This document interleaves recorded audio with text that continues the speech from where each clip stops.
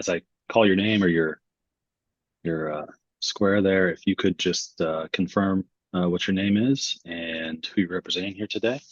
And I will start with the Clifton Cultural Arts Center. Hi, I'm Leslie Mooney. I'm the Executive Director of the Clifton Cultural Arts Center. Okay, and your last name, is it Mooney? Ney. Okay, great. Welcome. Thank you. And then we have two people in Chris Willis square there. Hi, yeah, Chris Willis with Immersion Design and Nikki Goldstein also with Immersion Design. Okay, great. Welcome.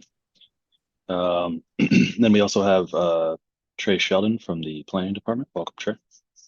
Good, everybody. Right. Are we expecting anyone else to join us on the applicant owner side here today before we get started? I don't believe so, no. Okay, great. Let's get into it then. I need to read through our hearing script. This will just cover the procedure for the hearing, and then we'll get started. This is the September 4th, 2024 session of the Zoning Hearing Examiner docket.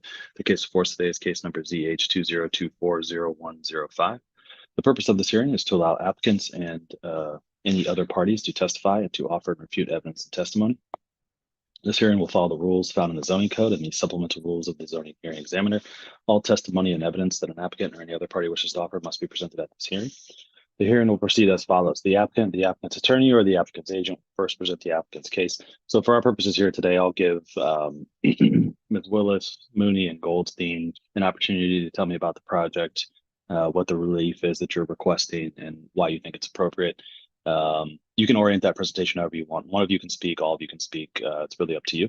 If there were anyone here from the public that was joining, they would have an opportunity to speak after you had presented your case. I will hear from the planning department and Mr. Sheldon to provide testimony in addition to his staff report. In the event that any party testifies or offers argument in opposition to this application, the applicant will have an opportunity to respond to that testimony that was provided in opposition. And then finally, the applicant will have an opportunity to make any closing statements. After all presentations have been made, I will close the hearing. Decisions may be expected within 2 weeks. I may limit or exclude any testimony that I deem irrelevant or outside the scope of the application being considered. I may interrupt any speaker to ask questions or to make any comments. Okay, last thing I need to do is just swear in all of our witnesses. So if you intend on providing any testimony here today, making any comments, asking any questions, really doing anything other than just strictly observing today, then the zoning code requires that I swear you in. So if that's you, if you could take yourself off mute now, need everyone to raise their right hand and to answer out loud. Do you swear or affirm that the testimony you shall give will be the truth, the whole truth, and nothing but the truth? I do. I do. Okay, great. Thanks, everyone. All right, who will be taking the lead here for us today on the presentation? Leslie, would you like us to, or do you want to start? You would like us to. Okay. Yeah, please. Right. So we're requesting, a dimensional variance on the signage at 3412 Clifton.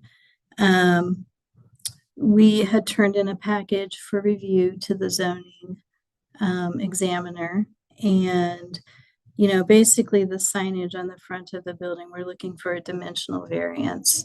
And we presented an elevation study, which I can pull up if need be, that showed the context down Clifton Avenue, in between the church to the north.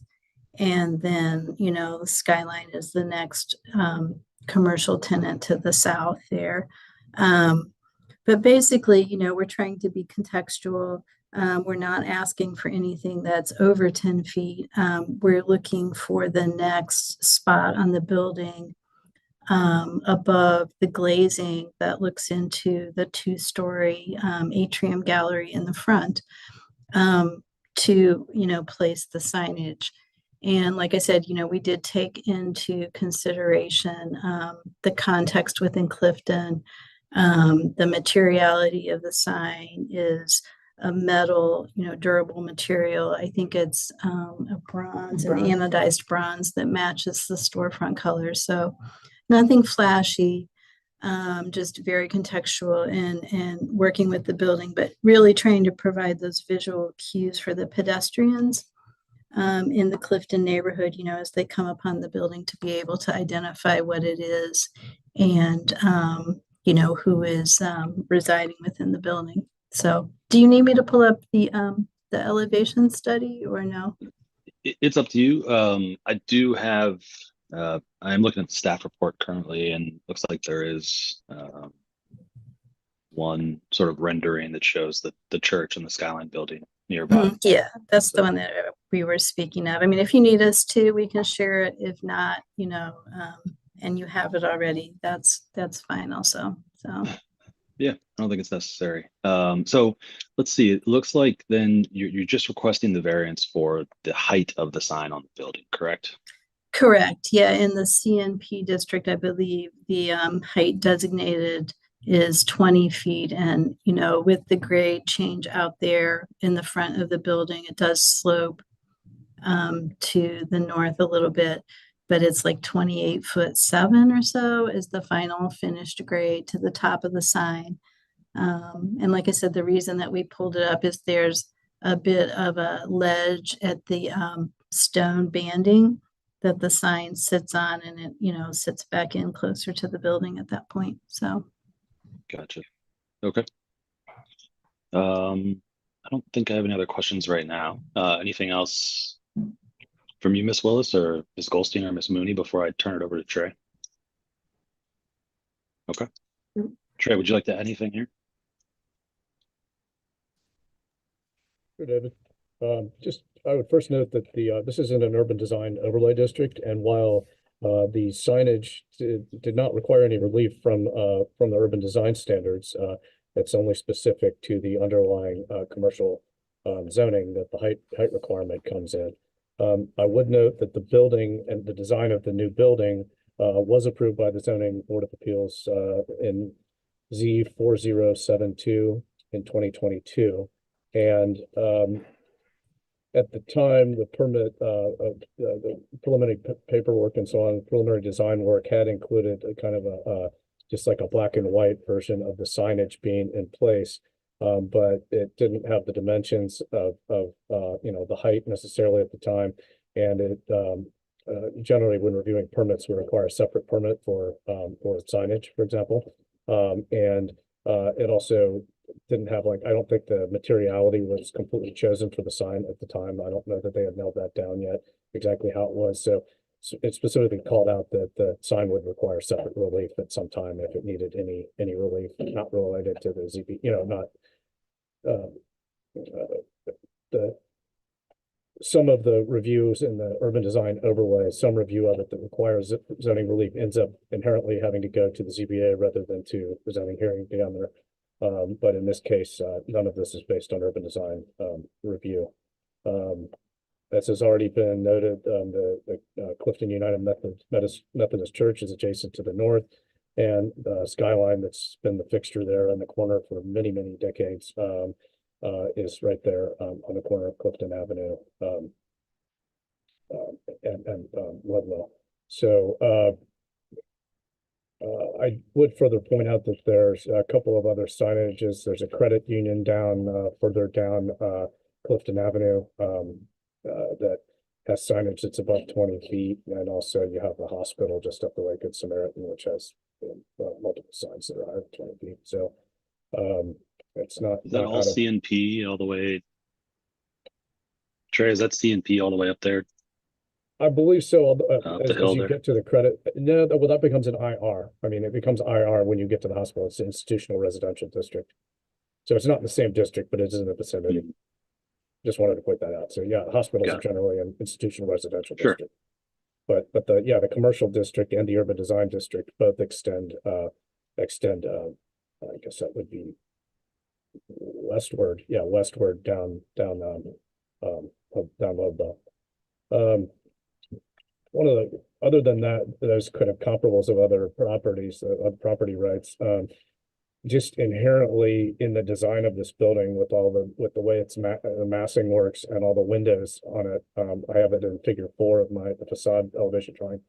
You know, when this design was approved by the ZBA, it just calls for signage being located in that location. Otherwise, you'd be putting it it could not be horizontally located anyplace else except higher, because the urban design standards call for signage specifically not to cover over major architectural features or windows, whatnot. So if it was brought lower, it would be in direct conflict with the urban design standards.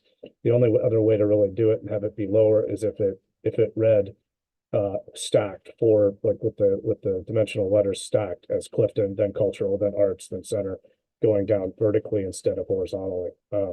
So it really lends itself to this location on the building from an identification standpoint too. It just seemed very reasonable in the context of the massing of the building, which received its own relief, as I said before, for the ZBA. And it was anticipated that this location, was where the signage would be. It's just the details weren't there to go ahead and do the review. My colleague Wes Munzel, therefore, excluded it from his staff report for the ZBA hearing. And then it came to me to do this review. Nothing other notable really, other than it seems very consistent with the building design and with the overall district. This is not some big glaring final sign you'd see out in a commercial general automobile district. It's very, very simple metal, as stated by the folks from Immersion. It's very consistent with the building, and it's a natural kind of material, like a metal, furnished metal, that we'll look at the context of the building, and also is compatible with this neighborhood. Okay, great. Thanks, Trey. Appreciate your work on the staff report and your testimony here today. All right, I'll turn it back over. I don't think I have any other questions. I'll turn it back over to the applicants if there's anything else you'd like to say in closing or otherwise before we adjourn. Hearing nothing? No? Okay. We'll leave it at that then. I have reviewed the application materials and the staff report, and am familiar with this area as a lover of Skyline. This is like one of the best. So I've been around this area quite a bit, and I agree with the testimony from the applicants and from Mr. Sheldon that this is compatible with the surrounding development, and it would be impractical to strictly enforce the zoning code to this application. So I am going to approve the application. I need to formalize that approval in a written decision. I mentioned at the beginning that typically takes about 2 weeks. I think that's realistic, just based on the current queue of cases that I have. As soon as I finish the decision, I put it into a PDF and I'll email it to everybody who's in the hearing here today. So you all have a copy of it really just moments after it's complete. As soon as you have that, Trey can approve the permitting on his end, and you can take the next steps. Any questions about any of that? I think so. Thank you. Okay, Oh, great. yeah. Thank you for your time. Sure, of course. Good luck with the project. If you have any questions in the meantime, feel free to reach out.